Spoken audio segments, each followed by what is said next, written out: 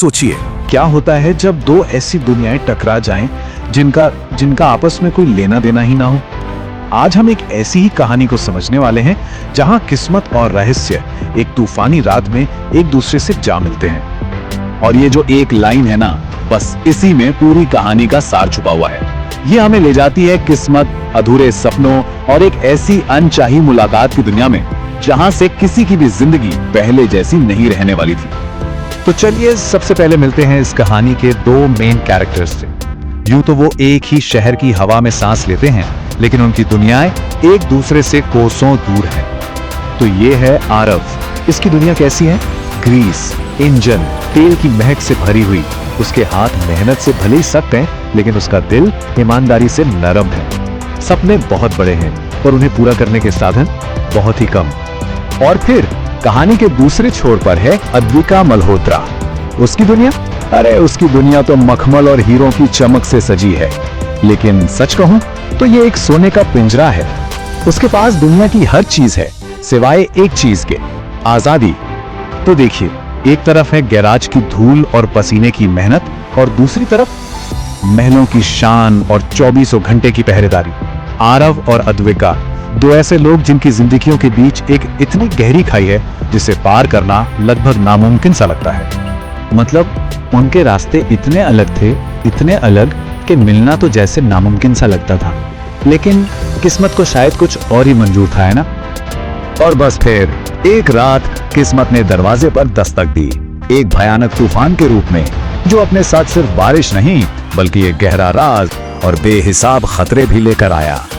जरा सोचकर देखिए, वो शाम मूसलाधार बारिश हो रही है, टिन की छत पर बूंदें ऐसे बज रही हैं जैसे कोई धुन चल रही हो, और आरव अपना गैराज बंद कर रहा है। वो इस बात से बिल्कुल अनजान है कि ये रात उसकी जिंदगी हमेशा हमेशा के लिए बदलने वाली है। और तभी अचानक बिजली कड़कती है, और उस एक पल की रोशनी में उसे सड़क पर बारिश में भीगता हुआ एक साया नजर आता है। कोई है जो लड़खड़ा रहा है और फिर बेजान सा होकर जमीन पर गिर जाता है। आरव जैसे ही पास जाता है, उसका दिल मानो बैठ सा जाता है।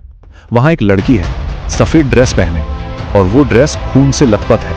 वो बेहोश पड़ी है। ये एक ऐसा मंजर था जिसने उसके दिमाग में हजारों सवाल खड़े कर दिए। पर ये लड़की थी कौन? इसका जवाब उसकी कसकर बंधी हुई मुट्ठी में छिपा था, एक ब्रेसलेट, और उस पर बना था शहर के सबसे पावरफुल मल्होत्रा ग्रुप का सिंबल। अब तो ये राज और भी गहरा हो गया था। आरव ने एक पल भी नहीं सोचा, उसने इंसानियत को चुना, उस अनजान लड़की को उठाया और अपने छोटे से सीधे साधे कमरे में ले आया। वो ये बिल्कुल नहीं जानता था कि वो अपने साथ कितना बड़ा खतरा घर ला रहा है। तो अब कहानी उस मोड़ पर आ पहुंचती है जहां खामोशी टूटती है। जब अद्विका की आंखें खुलती हैं तो सवाल और भी गहरे हो जाते हैं और खतरा पहले से कहीं ज्यादा करीब आ जाता है। तो सोचिए, अद्विका की आंखें खुलती हैं, वो एक बिल्कुल अनजान जगह पर है। उसके सामने एक अजनबी चेहरा है, हवा में डर और एक अजीब सी बेचैनी है। वो कहां है? ये लड़का कौन है? और फिर वो कांपती हुई आवाज में बस इतना कहती है, प्लीज मुझे यहां से जाने मत देना, कोई मुझे मारना चाहता है। बस ये बात सुनते ही सब कुछ बदल जाता है। अब ये सिर्फ एक घायल लड़की की कहानी नहीं थी, ये जान बचाने की एक गुहार थी। आरव तो बस हैरान रह गया। मतलब क्या, कौन? एक ही पल में उसकी वो सीधी सादी दुनिया एक ऐसे खतरनाक जाल में उलझ चुकी थी जिससे बाहर निकलने का कोई रास्ता ही नहीं दिख रहा था। तो अब वक्त है उस राज से पर्दा उठाने का, वो राज जो इस पूरी कहानी के सेंटर में है कि आखिर असली खतरा क्या है और कौन है अद्विका की जान के पीछे। अद्विका अपने हाथ आगे बढ़ाती है, उसकी हथेली पर एक छोटी सी चिप है, और फिर वो एक ऐसा सच बताती है जो किसी के भी पैरों तले जमीन खिसका दे। वो कहती है, इसके अंदर मेरे पापा की मौत का राज है, एक ऐसा राज जिसके लिए कोई किसी की जान भी ले सकता है। आरव की आंखों में हैरानी और डर दोनों साफ साफ दिख रहे हैं। उसका सवाल बिल्कुल सीधा है, पर तुम मुझे क्यों दे रही हो? मैं तो तुम्हें जानता तक नहीं, इतना खतरनाक राज तुम मुझे क्यों सौंप रही हो? और वो पल, वो एक ऐसा पल था जहां सब कुछ तय होना था। एक कांपता हुआ हाथ आगे बढ़ता है जिसमें एक जानलेवा राज है, और ये सौंपा जा रहा है एक अजनबी को, उस पर अटूट भरोसा करके। बस उसी एक पल में अद्विका ने अपनी जिंदगी और अपनी किस्मत दोनों आरव के हाथों में रख दी थी। और बस इसी तरह एक गरीब लड़का और एक अमीर लड़की एक जानलेवा राज के धागे से हमेशा के लिए बंध जाते हैं। अब वो दो अलग अलग लोग नहीं हैं, बल्कि एक ऐसे खतरनाक खेल का हिस्सा हैं जहां हर कदम पर मौत घात लगाए बैठी है। तो यहीं पर हम इस कहानी को एक बहुत बड़े सवाल के साथ छोड़ते हैं। एक अजनबी पर किया गया ये भरोसा, क्या ये उनकी जिंदगी की सबसे बड़ी गलती साबित होगा, या फिर यही भरोसा उन्हें इस जानलेवा खेल से बाहर निकालेगा? सोचिए, तूफान के बाद वाली वो गहरी खामोशी। एक छोटा सा कमरा है और उस कमरे में एक इतनी सी माइक्रोचिप, पर इस छोटी सी चीज में एक ऐसा राज कैद है जो जानलेवा है। लेकिन सवाल ये उठता है कि आखिर एक अकेली चिप में ऐसा क्या हो सकता है? ऐसा कौन सा राज जिसके लिए किसी की जान तक जा सकती है? और बस यहीं से कहानी एक बहुत ही गहरा मोड़ लेती है, जब अद्विका आरव से कहती है, इसमें मेरे पापा की मौत का राज है। एक पल में वो सिर्फ एक चिप नहीं रहती, वो बन जाती है एक कत्ल का सबूत। तो चलिए देखते हैं कि ये सब शुरू कहां से हुआ। एक तरफ है अद्विका की बेबसी, उसकी गुहार, और दूसरी तरफ है आरव का एक खतरनाक वादा। अद्विका इतनी डरी हुई है कि उसे लगता है कोई उसे मार डालेगा, यहां तक कि वो डॉक्टर के पास जाने से भी साफ मना कर देती है। यहां इन दोनों के बीच का जो तनाव है ना, वो साफ दिखता है। अद्विका का दावा है, उन्होंने मेरे पापा को मार दिया और अब वो मेरे पीछे हैं। और दूसरी तरफ आरव की उलझन, एक अनजान लड़की की जिंदगी अब उसके हाथों में है। और सुराग के नाम पर सिर्फ वो एक मामूली सी चिप। तो उनका पहला कदम क्या होता है? यहीं से शुरू होता है पहेलियों को सुलझाने का खेल, उस सच को बाहर निकालने की कोशिश जो एक सुरक्षित माइक्रोचिप के अंदर बंद है। आरव जैसे ही अपने पुराने लैपटॉप पर वो चिप लगाता है, स्क्रीन पर बस एक शब्द चमकता है, पासवर्ड चाहिए। सारा राज बस कुछ इंच दूर है, लेकिन एक डिजिटल दीवार के उस पार। और तभी अद्विका को अपने पापा की कही एक अजीब सी बात याद आती है, जिस दिन तुम सच ढूंढना चाहोगी, पासवर्ड तुम्हें अपने आप मिल जाएगा। ये कोई आम पहेली नहीं लगती, ऐसा लगता है जैसे किस्मत खुद उन्हें रास्ता दिखा रही है। तो ये पहेली सुलझती कैसे है? देखिए, पहला सुराग मिलता है अद्विका के गले में पहने एक सुनहरे पेंडेंट से। उस पर लिखा था AM 2402। आरव बस एक अंदाजा लगाता है और पासवर्ड डालता है 2402, और फिर एक्सेस मिल जाता है। वो नंबर उसके पापा का जन्मदिन था। जैसे ही पासवर्ड खुलता है, एक ऑडियो फाइल सामने आती है। ये सिर्फ एक रिकॉर्डिंग नहीं है, ये कब्र के उस पार से भेजी गई एक चेतावनी है। ऑडियो शुरू होते ही एक आवाज गूंजती है जो रोंगटे खड़े कर देती है, अद्विका, अगर तुम ये सुन रही हो तो शायद मैं जिंदा नहीं हूं। और फिर वो खुलासा होता है जो सब कुछ बदल कर रख देता है। मेरी मौत कोई हादिसा नहीं होगी, ये एक कत्ल होगा। ये कोई शक नहीं है, ये एक पिता का अपनी बेटी के लिए छोड़ा गया सच है। वो अपनी बेटी को आखिरी बार आगाह कर रहा है, किसी पर भरोसा मत करना, ना परिवार पर, ना दोस्तों पर, सिर्फ उस इंसान पर भरोसा करना जिसका दिल साफ हो, कोई ऐसा जो तुम्हारी जिंदगी बदल देगा। लेकिन रिकॉर्डिंग के अंत में एक और चौंकाने वाली बात सामने आती है। एक तीसरी अनजानी आवाज सुनाई देती है, सर, कैमरा बंद कर दीजिए, उन्हें शक हो जाएगा। मतलब साफ है, जब उसके पिता ये संदेश रिकॉर्ड कर रहे थे, तब भी उन पर नजर रखी जा रही थी। अब तक का खतरा एक पुराना राज था, पर अब वो दरवाजे पर दस्तक दे रहा है। खतरा अब हकीकत बन चुका है। और फिर आधी रात ठीक 2 बजे दरवाजे पर जोर से दस्तक होती है। उस सन्नाटे को चीरती हुई एक ऐसी आवाज जो सब कुछ बदल देती है। दरवाजे के बाहर खड़ा आदमी बहाना बनाता है, मेरी गाड़ी का टायर पंचर हो गया है, मदद चाहिए। लेकिन उसकी आंखों में कुछ अजीब है और होठों पर एक खतरनाक सी मुस्कान। आरव को पता है कि ये झूठ है। और फिर वो आदमी अपना असली मकसद जाहिर कर देता है। वो लगभग फुसफुसाते हुए पूछता है, अगर कोई लड़की देखो तो हमें बता देना, बहुत जरूरी है। ये कोई सवाल नहीं, ये एक धमकी थी। अब कहानी में एक पल के लिए उम्मीद की किरण दिखती है, लेकिन उसके ठीक बाद एक चौंकाने वाली हकीकत सामने आने को है। आरव उस डरी हुई अद्विका का हाथ थामता है और एक वादा करता है, तुम अकेली नहीं हो, अब जो भी होगा मैं तुम्हारे साथ हूं। एक नया रिश्ता बनता है, एक पल के लिए सब ठीक लगने लगता है, एक झूठी सुरक्षा का एहसास। लेकिन जैसे ही आरव लैपटॉप बंद करने वाला होता है, उम्मीद का वो पल टूट जाता है। स्क्रीन पर एक चेतावनी चमकती है, लोकेशन ट्रैक हो गई है। और ठीक उसी पल बाहर एक साथ 3 काली एसयूवीज आके रुकती हैं, मतलब वो घिर चुके हैं। तो अब सवाल ये है कि आगे क्या होगा? क्या वो बच पाएंगे या वो राज उनके साथ ही दफन हो जाएगा? तो पिछली बार हमने कहानी को एक ऐसे मोड़ पर छोड़ा था जहां एक चिप ने सब कुछ बदलकर रख दिया।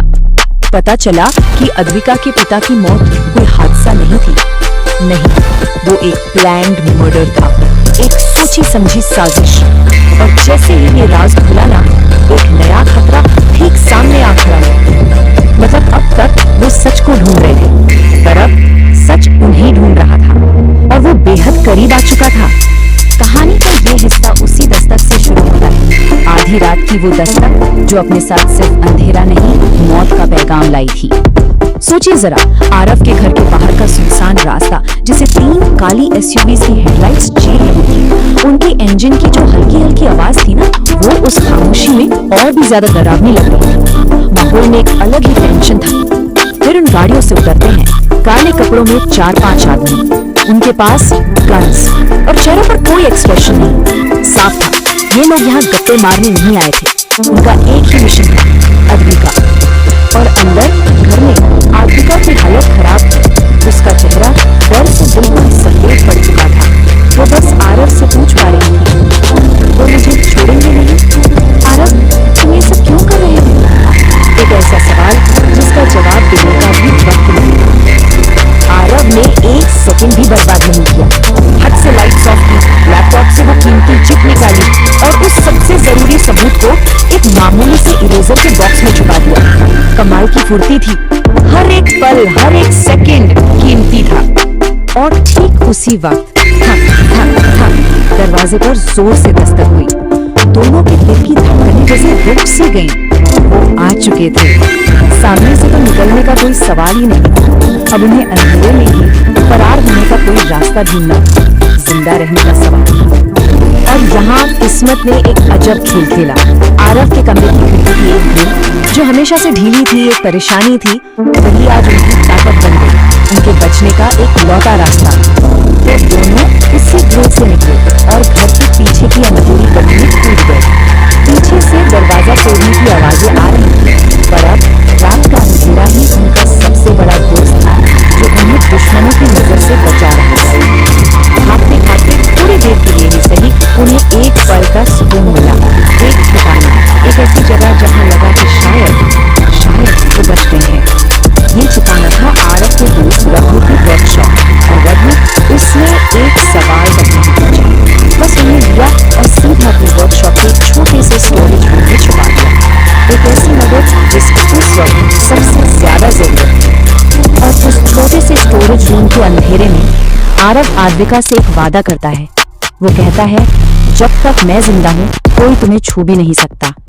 इस पर अद्विका फिर पूछती है कि आखिर वो ये सब क्यों कर रहा है? तो आरव का जवाब सुनने लायक है। वो कहता है, शायद इसलिए क्योंकि तुम्हारे जैसे किसी ने मुझ पर कभी भरोसा नहीं किया। और बस ये एक लाइन अद्विका के लिए काफी थी। उसे पहली बार, जिंदगी में पहली बार महफूज महसूस हो रहा था। लेकिन ये सुकून ज्यादा देर टिकने वाला नहीं था, क्योंकि अगला खतरा बाहर से नहीं, अंदर से आ रहा था, अपनों से। एक ऐसा धोखा जिसकी कोई कल्पना भी नहीं कर सकता।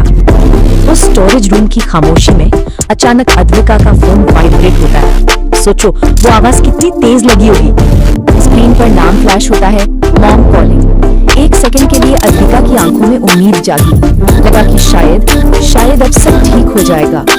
पर कॉल कनेक्ट होने से पहले ही कट जाती है और फिर आता है एक टेक्स्ट मैसेज में लिखा था, अद्विका बेटा घर आ जाओ, तुम्हारे अंकल बात करना चाहते हैं।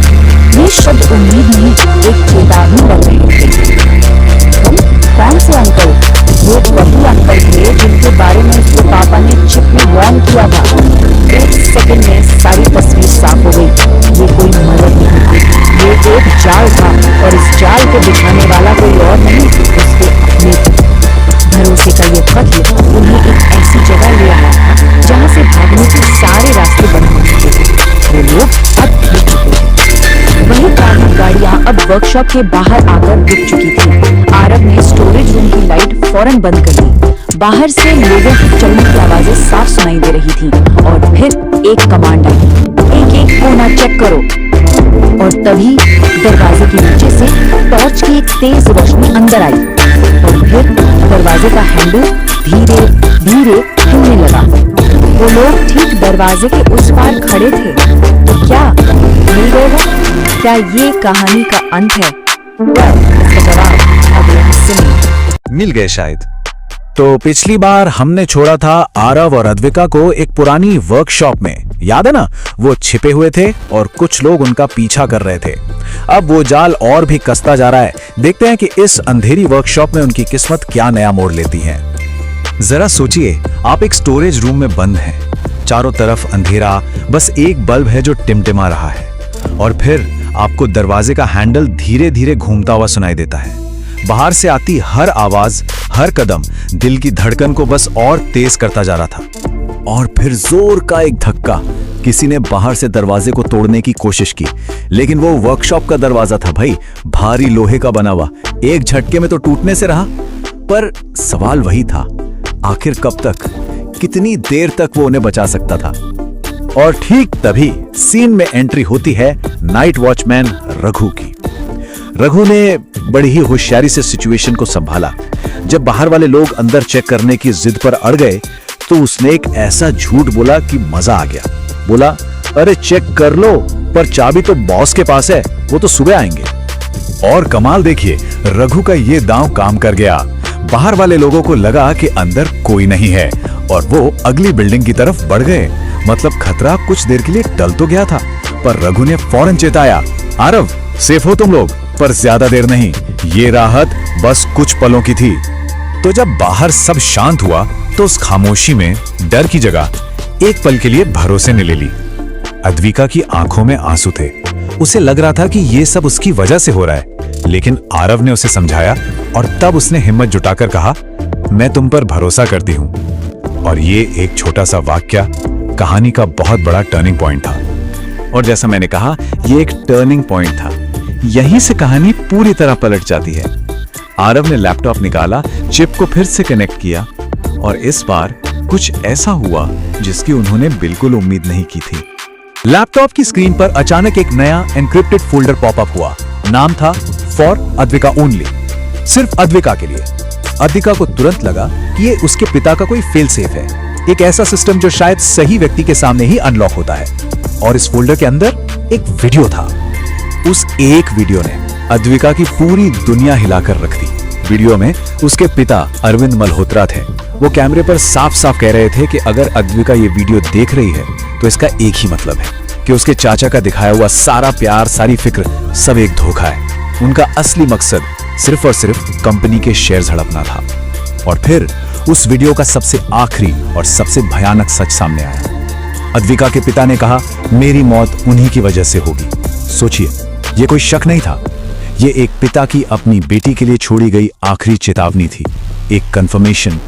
तो इस सच के बाद सब कुछ बदल गया। अब ये सिर्फ भागने और छिपने की लड़ाई नहीं थी। अब वो सिर्फ अपनी जान नहीं बचा रहे थे, नहीं, अब वो एक भयानक सच के रखवाले बन चुके थे, और उनकी लड़ाई अब न्याय के लिए थी। तो अब आरव को ये बात समझ आ गई थी कि छिपते रहने का कोई फायदा नहीं, उन्हें सामने आना होगा, लड़ना होगा। लेकिन इसके लिए उन्हें एक ऐसे साथी की जरूरत थी जिस पर आंख बंद करके भरोसा किया जा सके, कोई जो उनके साथ खड़ा हो सके। तो आरव ने एक बहुत ही रिस्की प्लान सामने रखा। उसने कहा कि उन्हें अद्विका की मां पर भरोसा करना चाहिए। अब अद्विका तो डर गई, उसे लगा कहीं उसकी मां भी चाचा के दबाव में न हो। लेकिन आरव का तर्क ये था कि एक मां अपनी बेटी को कभी खतरे में नहीं डालेगी। पर सवाल तो यही था, है ना? क्या एक मां वाकई में एक सुरक्षित पनाहगाह होगी, या फिर ये जाल का ही एक और हिस्सा साबित होगा? इस वक्त किसी पर भी भरोसा करना अपनी जान दांव पर लगाने जैसा था। और मानो किस्मत उनके डर का मजाक उड़ा रही हो। ठीक उसी वक्त अद्विका के फोन पर उसके चाचा का मैसेज आता है। अद्विका, तुरंत घर आ जाओ, अब सब सुरक्षित है।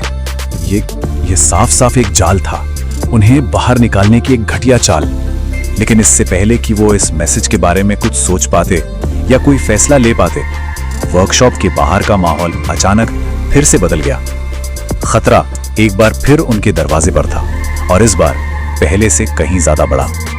बाहर एक साथ कई एसयूवी के इंजनों की आवाज गूंजने लगी। इस बार आवाज पहले से ज्यादा थी और ज्यादा करीब। ये साफ था कि वो लोग पूरी तैयारी और पूरी फौज के साथ लौटे हैं। तभी रघु भागता हुआ अंदर आया और उसने जो खबर दी, उसने आरव और अद्विका के पैरों तले से जमीन ही खिसका दी। उसने हाफते हुए कहा, वो लोग वापस आ गए। इस बार लगता है उनके साथ पुलिस भी है। पुलिस मतलब अब खेल के सारे नियम बदल चुके थे। सोचिए, वर्कशॉप को चारों तरफ से घेर लिया गया है। पुलिस रेडियो की खरखराहट, बंदूकें लोड होने की आवाजें और हवा में तैरता एक ही ऑर्डर, इस बार उन्हें भागने मत देना। मतलब वो पूरी तरह से फंस चुके थे, नो वे आउट। और अंदर उस स्टोरेज रूम में अब उम्मीद की आखिरी किरण भी बुझती हुई लग रही थी। वो कमरा जो कुछ देर पहले तक उनकी पनाहगाह था, अब एक कैद खाना बन चुका था, और उसकी परछाइयां और भी गहरी होती जा रही थीं। और फिर दरवाजे का हैंडल एक बार फिर से घूमने लगा। अब सवाल यह है कि जब दुश्मन ने हर रास्ता बंद कर दिया हो, जब कानून भी आपके खिलाफ खड़ा हो, तो क्या उस अंधेरे से निकलने का कोई रास्ता बचता है?